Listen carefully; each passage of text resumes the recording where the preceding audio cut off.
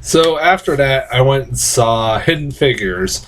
The other, like I said, like this week, my movie theater decided to like release a lot of big movies that have been getting really well received, and was one of them. I know this was getting a wide release this week. This is a movie that I had no problem with the movie itself. I just got sick of fucking getting this trailer in front of everything. I mean, seriously, every movie I went and saw. And I'm a person who hasn't been to the movie theaters that much as I used to be. I still got this trailer in front of everything. I swear to God, everything. And I was sick of seeing it.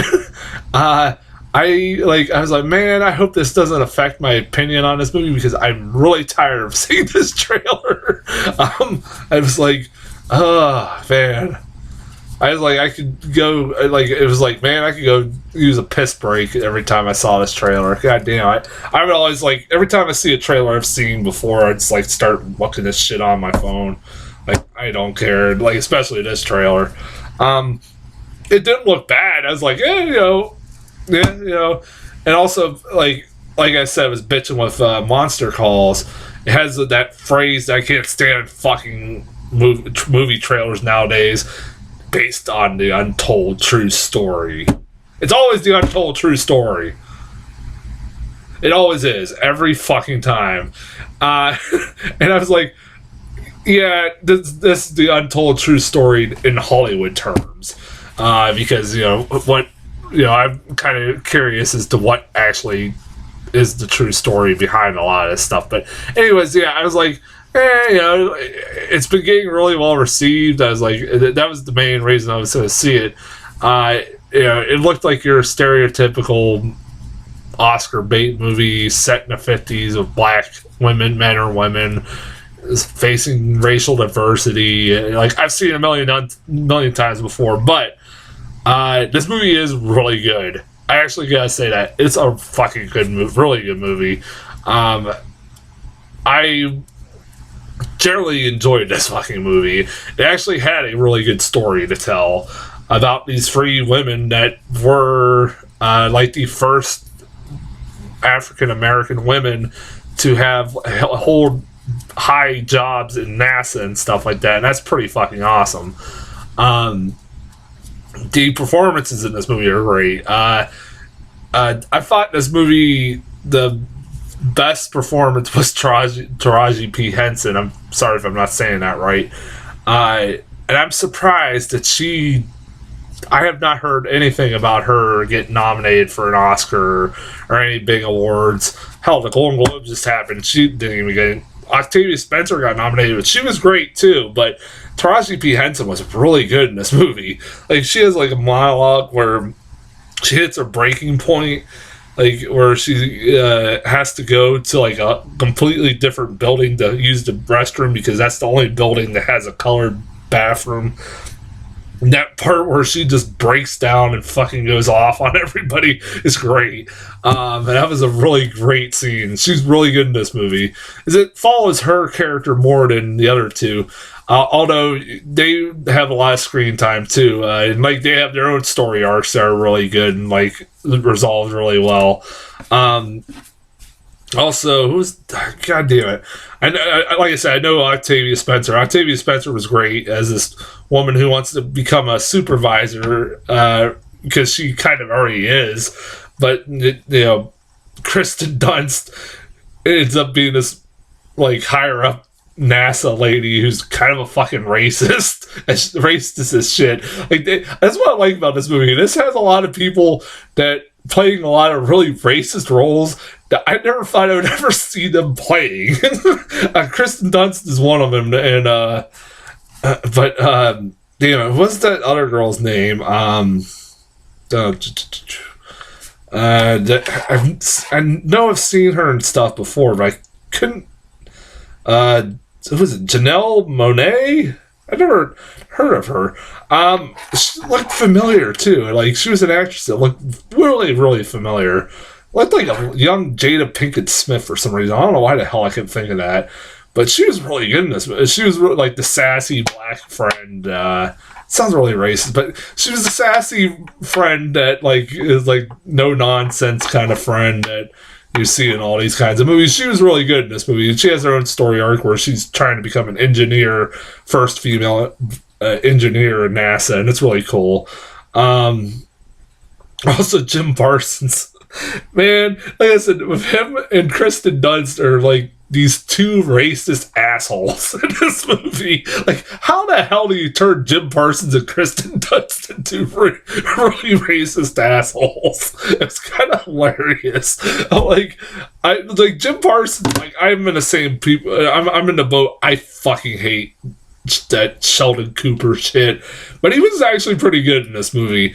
I can't stand that fucking character. He go fuck off. But yeah, like I said, he was really good in this movie. Like as like the person that like opposes Taraji P. Henson and like always butts heads with her all the time.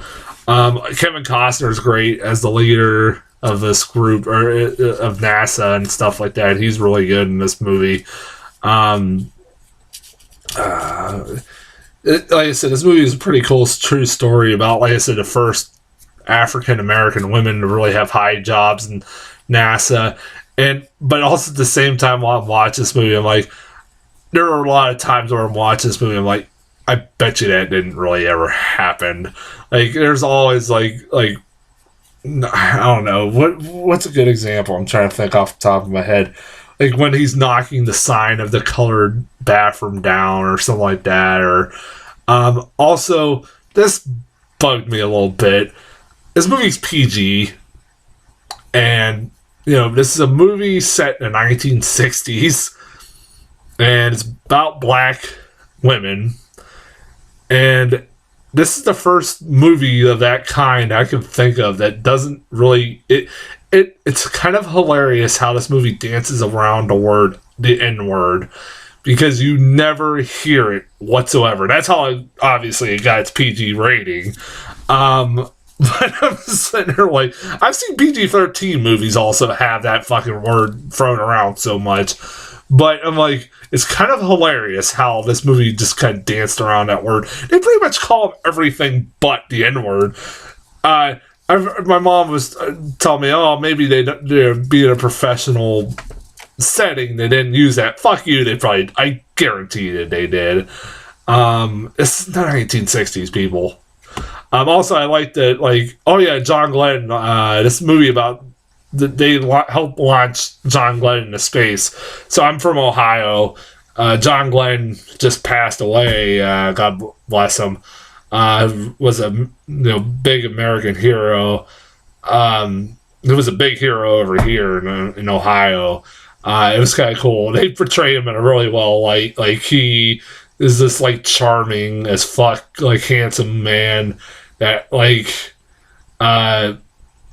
wants, like, he wants the Taraji P. Henson to be in control of his launch and landing and all that stuff like that. And I don't know how accurate that is either, but I have a hard time. Like, I'm like, this is Hollywood. They always make shit up as they go. Just because it's based off a true story never fucking means it's actually 100% true. But I do recommend this movie. It's really goddamn good. I really, really enjoyed it. It was kind of a surprise for me. Honestly, this could make my top 10 list too. I don't know. Like I said, it's all up in the air now. But this was really good, and I'm surprised. I expect this should get some consideration come Oscar time. Nominations haven't even come out yet, so it's possible. As far as trailers, I got a new trailer for The Boss Baby. I'll admit I kind of laughed at this trailer more than I did at the first one. Still, really, fucking Boss Baby. That's what we have come up with in Hollywood. It's basically a guy who owns, or a baby that, I don't know, a baby that owns a business or something like that and has babies as his employees. I don't fucking know. It's stupid. And they're trying to get rid of dogs so that they can be more cute than dogs. I don't know. Fuck it. It's stupid even like trying to explain it. Yeah. I'll admit I did laugh, chuckle a couple times at this trailer. And that's more than I did with the first one, but yeah. A United. The last trailer I got was a United Kingdom. That's that movie of the guy who played Martin Luther King in Selma, and Rosamund Pike not being fucking crazy. That's not normal for me now. I cannot watch that woman ever act again without thinking of Gone Girl. Sorry, I can't. But he's a guy who's married to her,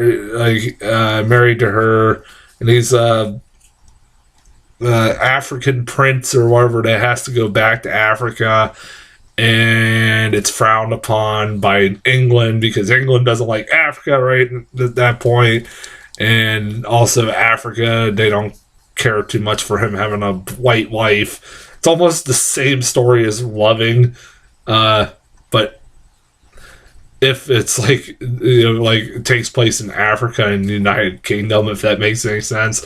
It's like, didn't I see this before? It's like, oh yeah, it's kind of like the same story as Loving. But it's like, I know it's not exactly the same story, but it's almost same themes are in this movie that were in Loving. I haven't seen Loving yet, goddammit.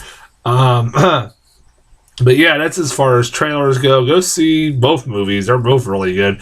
I'll be back in a couple of days here with La La Land. That's the other one I haven't seen that just came to my movie theater. And I'll be back with that in a couple of days, and I'll talk to you guys later.